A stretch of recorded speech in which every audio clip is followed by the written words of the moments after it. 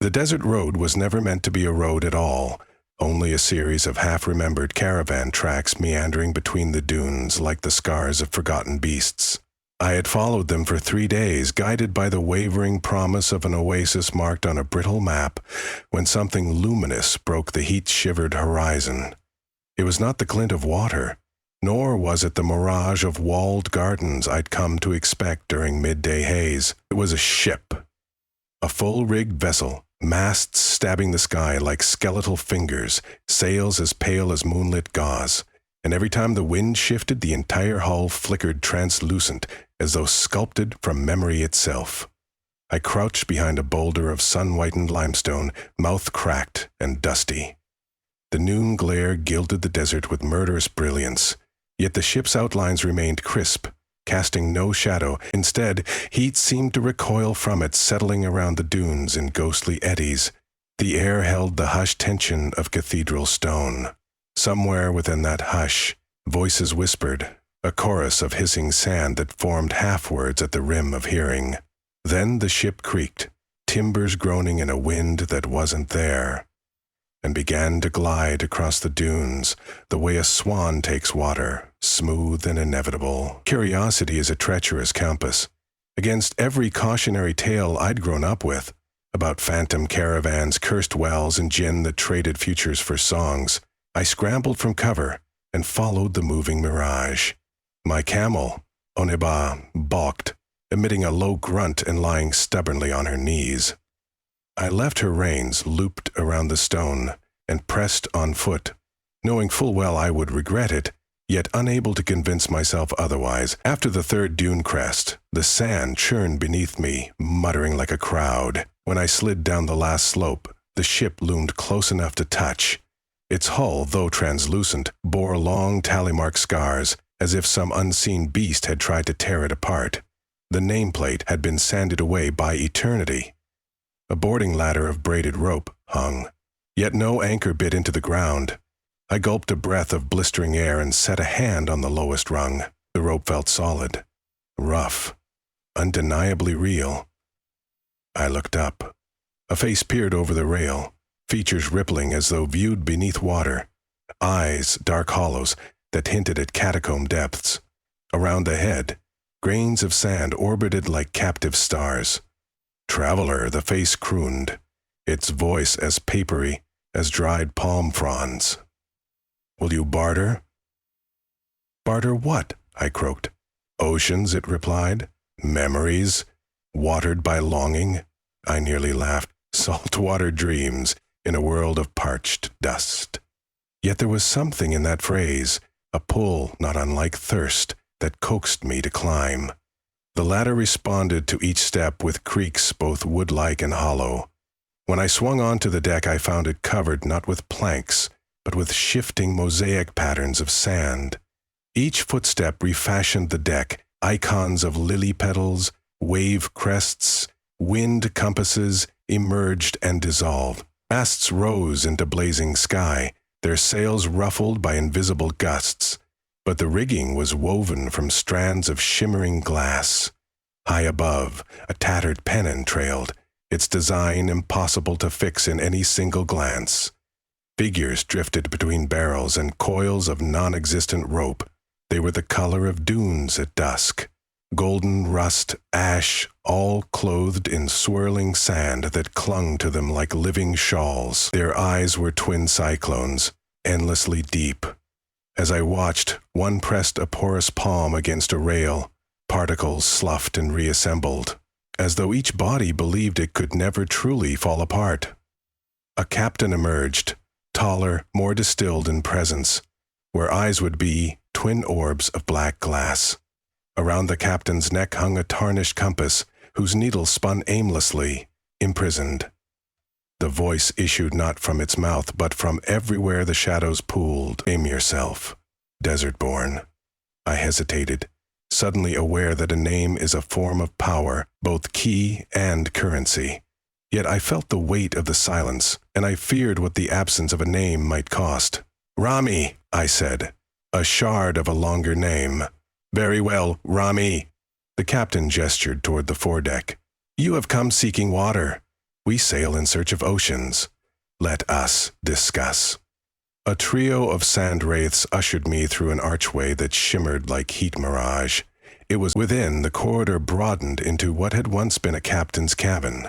Windows now filled with dunes instead of waves. A desk thick with scrolls made from pressed dust. The air smelled faintly of petrichor, a rain that hadn't fallen yet but was promised. At the room's center sat a small pool, no wider than a wash basin, yet inside it churned a storm-tossed sea under midnight sky.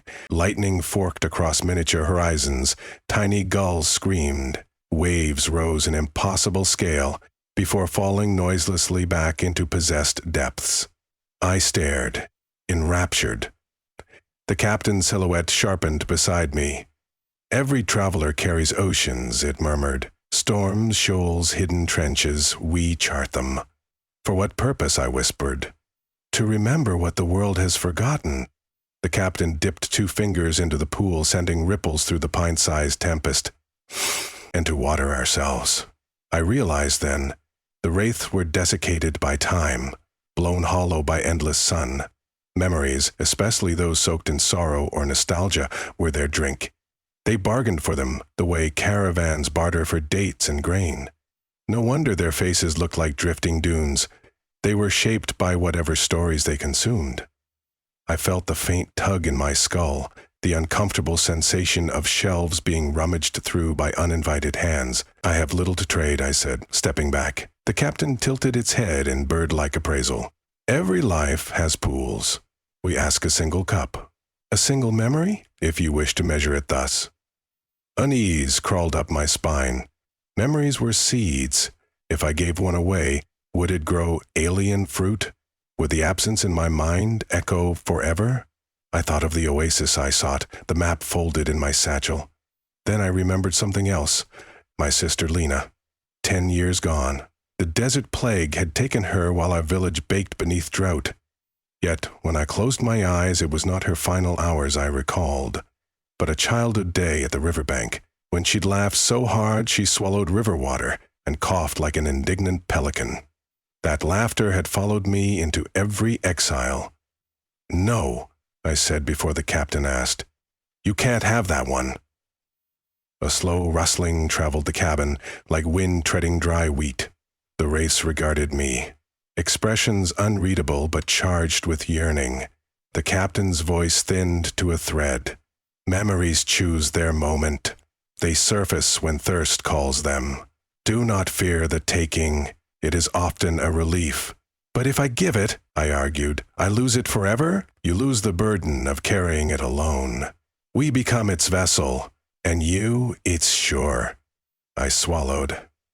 My heart pounded a parched rhythm. The traveling map in my satchel felt suddenly heavier, imbued with the reminder that I'd come searching not just for water, but escape from grief, from the feeling of always chasing horizons that receded like mirages. What if the ship's bargain could lighten that? Offer, if not absolution, at least respite. I reached into my satchel. Instead of the map, my hand closed around a stone. A river pebble I'd carried since Lena's funeral. Smooth and streaked with quartz. I never consciously packed it. It simply remained with me, the dense kernel of all unshed tears. I held it out. The captain studied the dull gray oval, sand grains swirling tighter round its wrist as though sniffing. Stone remembers water, it said, a fitting chalice. I extended the pebble above the miniature sea. The captain mirrored me, placing its sand fingers around mine. The touch was cool, unexpected, like the first breath before dawn. Words threaded my mind. Lena's laughter, the cold slap of river spray, the warm mud squishing between toes. Quicksilver images flickered, and then a pull, gentle, insistent. I felt the memory unspool, traveling through my arm into the pebble, down into the storm pool. My eyes stung, as if sandstorm grit had lodged behind them, but not from pain. It was more akin to relief after keeping vigil too long. When the transfer ended, I was still me. The riverbank scene was gone, no longer accessible, yet not excised harshly. In its place remained a soft imprint, like an empty cradle whose occupant has grown and left home. I found I could look upon that vacancy without bleeding. The captain released my hand. The pebble, now luminous, fell into the pool and sank. For a heartbeat, the storm stilled. Then new waves surged, brighter with phosphorescence, and somewhere in their peaks I could swear I heard Lena's laughing fit transmuted into the cry of seabirds. "A fair trade," the captain decreed. "We are watered, and you are lightened." A wraith near the door shuddered. Its sand skin darkened into riverstone hues, subtle yet striking. The currents of memory were visible on its surface like rippling tide marks. My sister's laughter now traveled with them through deserts unimagined. Part of me felt oddly glad. Still, commerce was only one layer. I sensed unfinished business between this ship and me. "You sail deserts," I said. "Do you know where the oasis of nightfall lies?" A hush followed. The captain lifted that imprisoned compass, gaze fixed on the crazed needle. "We know every mirage, every well swallowed by storms. Nightfall circles this desert, never anchoring. Yet we can deliver you to where it will next appear. And the cost? Guide us through another ocean, one locked behind your eyes. A long voyage, perhaps." I weighed the unknown. The oasis promised replenishment and trade, but I also felt a growing bond with these spectral sailors who collected what everyone else discarded, the drenching myths inside us. And there was a kinship in their hunger. I had wandered my entire adulthood, mapping ruins for imperial scholars, always leaving before roots could take. Maybe I, too, was a collector of memories not wholly mine. "All right," I said. "I'll guide you through one more." The captain gestured to a circle of cushions around the pool. The Wraith crew formed a half-moon. Light dimmed, though no lamps existed. I closed my eyes, diving inward this time by choice. A sea unfolded vaster than the river memory. It was the coast of Iram, city of pillars, which I'd surveyed during a sandstorm that crushed half my excavation team. The storm had sung with voices of the dead, and I had survived only by sheltering inside a broken minaret. All night I listened to pillars collapse like the snapping of colossal bones. Guilt had trailed me since. I gave them that storm, and as I did, I felt the sorrow leak out. But I kept the lessons, the caution, the reverence for wind's wrath. When I opened my eyes, the cabin floor had transformed into dunes swirling under starlight. Pillars protruding like bleached ribs, the wraiths navigated among them, their forms weaving patterns that seemed both exultant and mournful. The memory had become their temporary sea, and they, its living tide. The captain bowed. "Oasis now waits." We returned above deck. The sun had rolled toward evening, staining the sky ochre, yet the ship slid faster than any camel, its bow parting sand like water. I clutched the rail, marveling at the surreal velocity. Dunes blurred. Wind finally rose, cold and briny, though miles from any shore. On the horizon, a growth of green shimmered. Palms, acacias, the glitter of a pool reflecting bruised sky. Nightfall Oasis, so named because it arrived precisely at dusk and disappeared by dawn. Travelers spoke of meeting old lovers there, glimpsing futures in the water, or vanishing altogether. The ship slowed, keening softly. I turned to the captain. "Will you anchor?" "This is not our harbor," it answered, "but you may disembark." I hesitated. Part of me longed to follow the ship forever, to chart every hidden gulf of the mind. Another part yearned for tangible water lapping ankles, for dates sticky with juice and real stars overhead, instead of the lonely bloom of memory storms.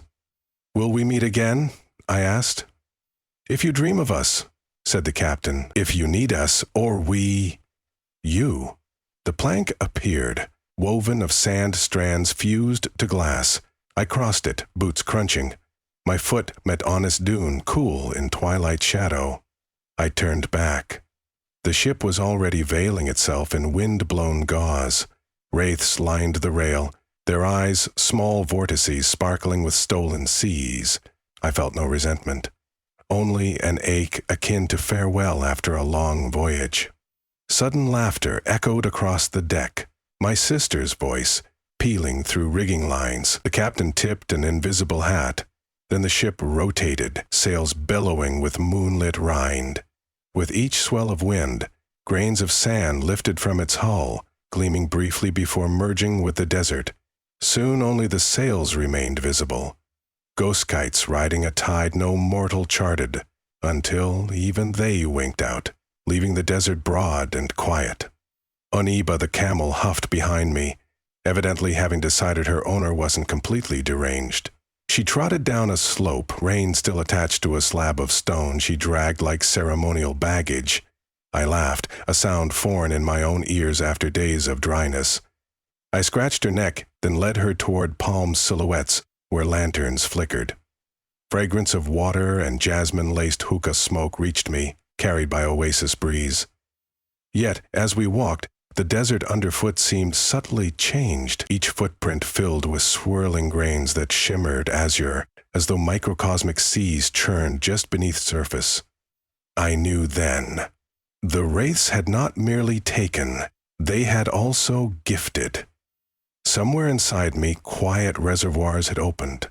Grief had been exchanged for possibility, sorrow for navigation tools no conventional compass could offer.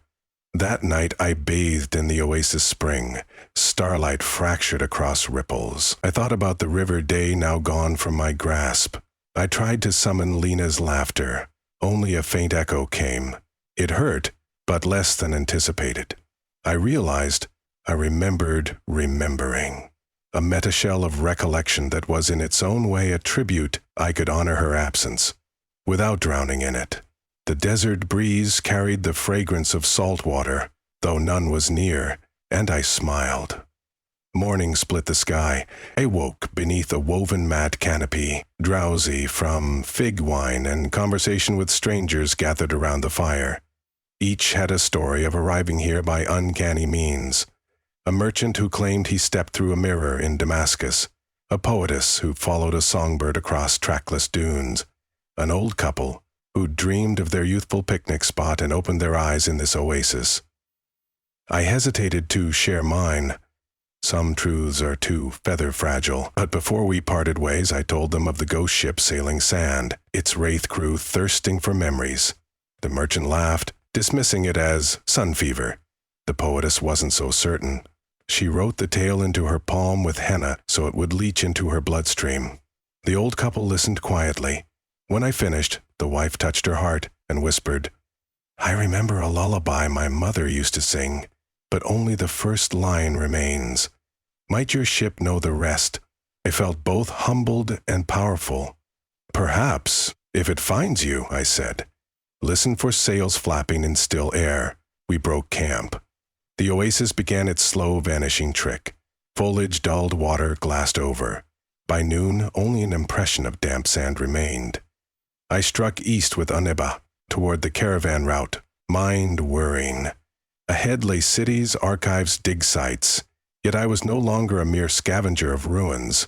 I carried charting tools for oceans no scholar's parchment could capture. Memory had become not just burden, but map, living and fluid.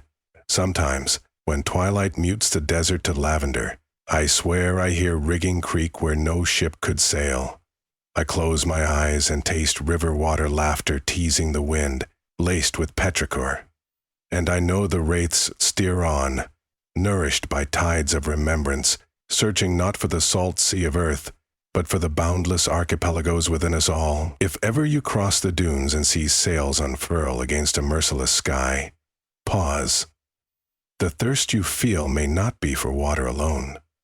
A memory you clutch like a talisman may in fact be an anchor dragging you down. Consider the bargain.